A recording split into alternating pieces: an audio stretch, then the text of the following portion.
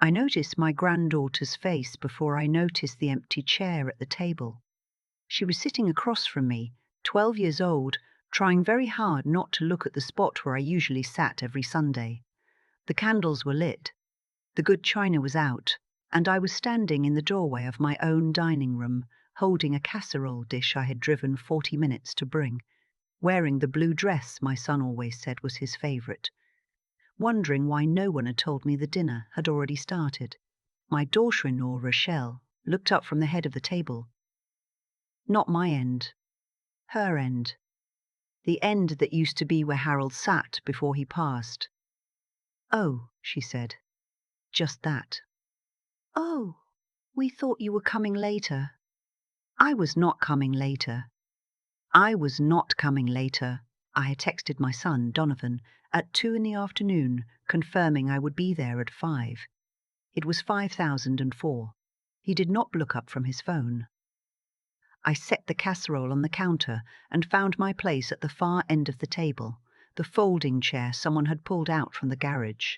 Everyone else was in the dining chairs, the cushioned ones with the carved backs that Harold and I had picked out together at an estate sale in Savannah 30 years ago. I sat down. I unfolded my napkin. I told myself it was an oversight. But I had been telling myself that for almost 2 years. My name is Lorene.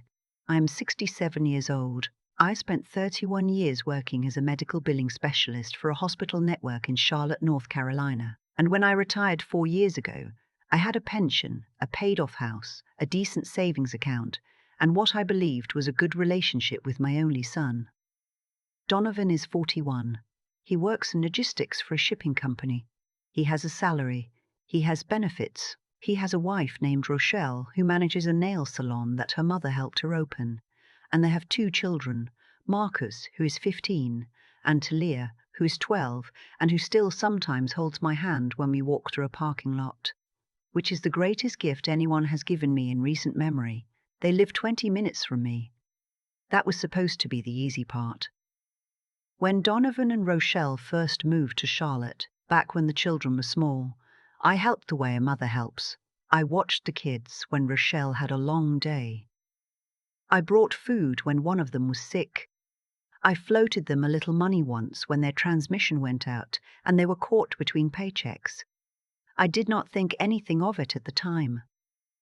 That is what you do. That is what my mother did for me. You help when you can, and you do not keep score. The trouble is that I did not notice when helping became expected. I did not notice the exact moment when I went from being someone they were grateful for to being someone they simply accounted for. I do not think there was one moment, honestly. I think it was like water wearing down stone, so slow you cannot feel it happening, until one day you look at the stone and realize it is not the same shape it used to be. The dinner that night was pot roast, Rochelle's pot roast, which she made with a packet of onion soup mix and canned broth, a recipe she had gotten off the back of a label.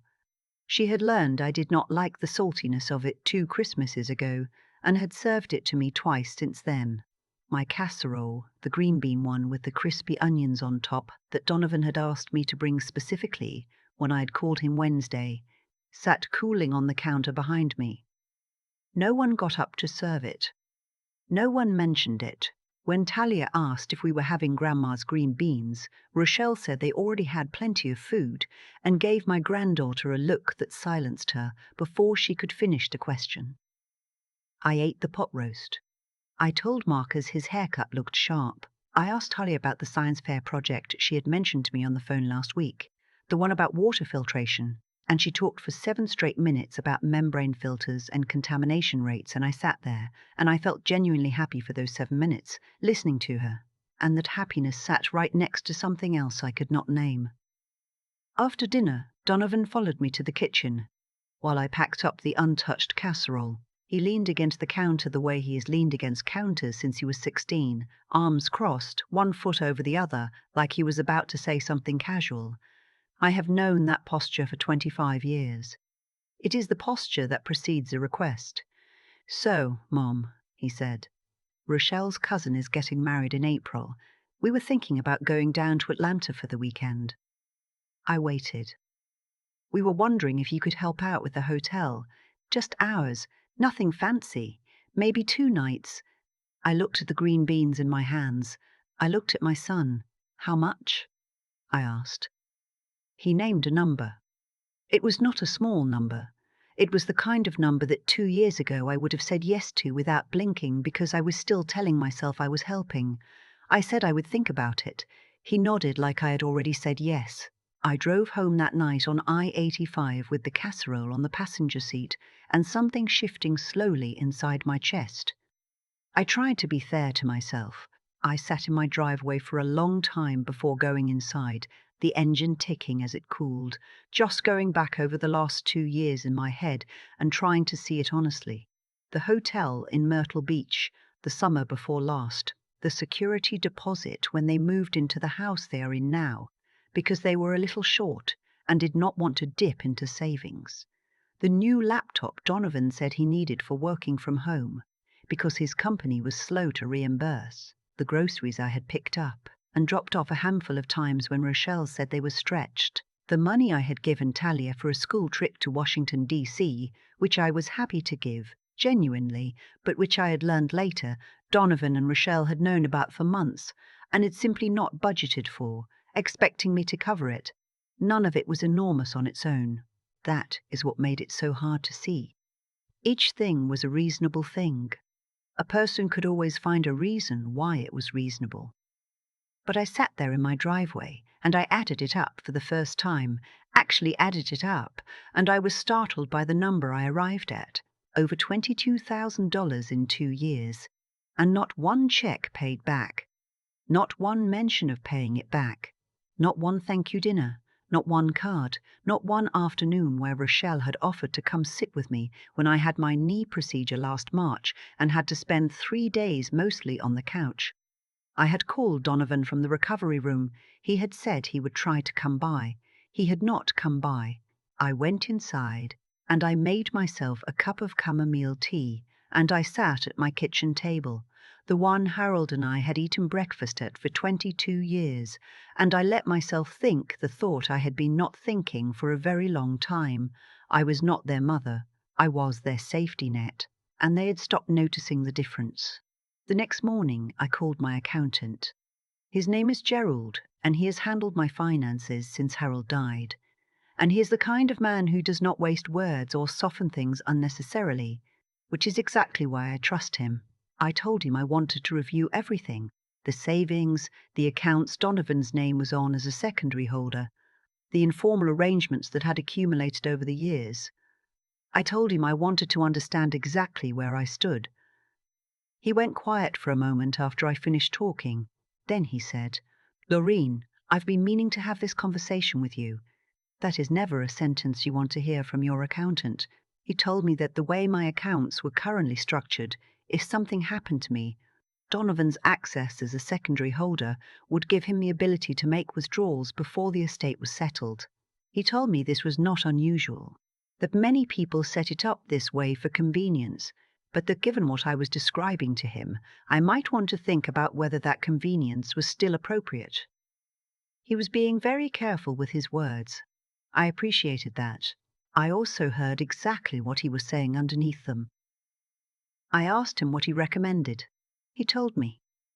I made an appointment for the following week. Then I hung up, and I sat in the quiet of my house, and I thought about my son, the boy who used to fall asleep in the car on the way home from baseball games, and who I would carry inside, still in his cleats. The teenager who had called me from a payphone outside a gas station in Greensboro because he had gotten a flat tire on his way to a friend's house and was too embarrassed to tell Harold.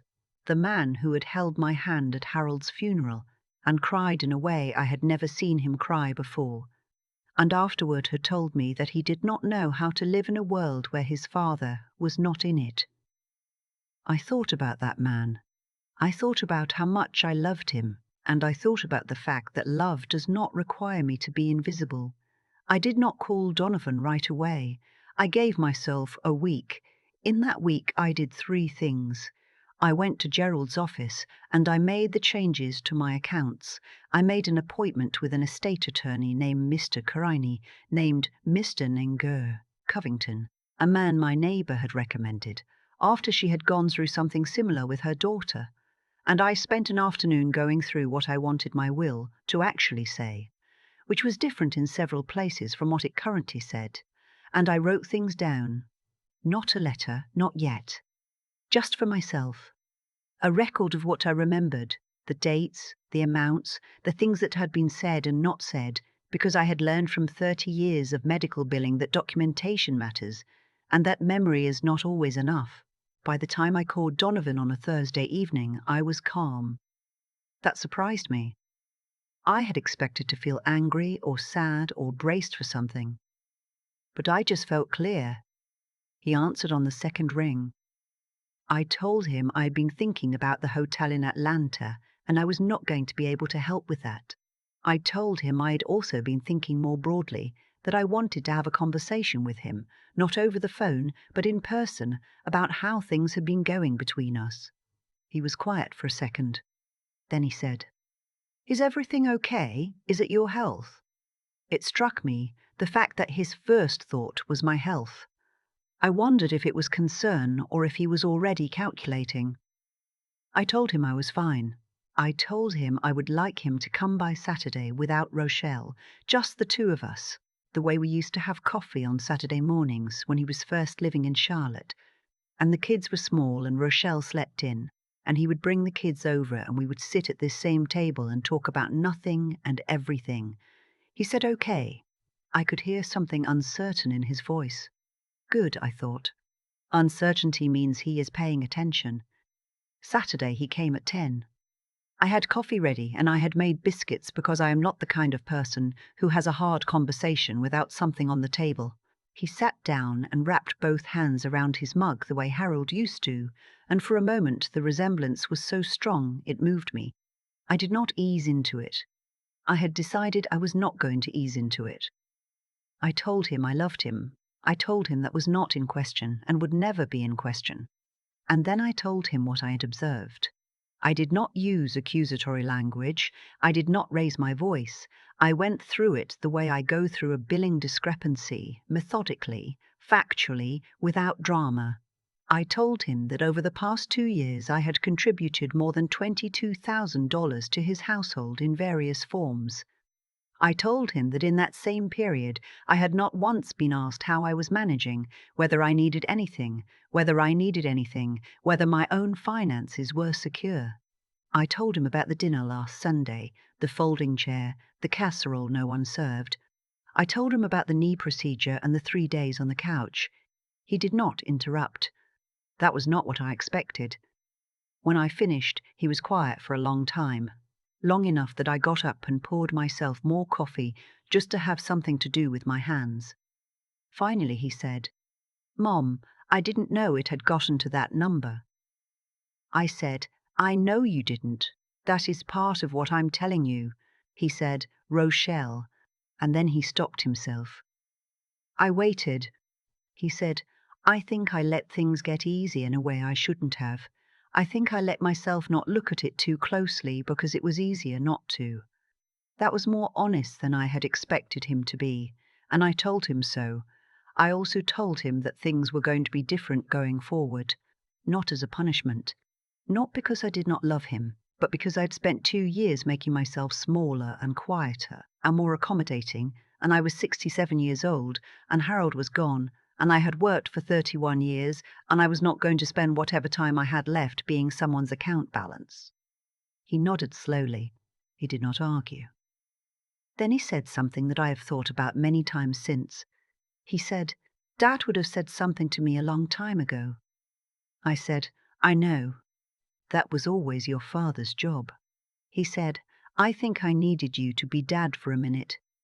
I reached across the table and put my hand over his.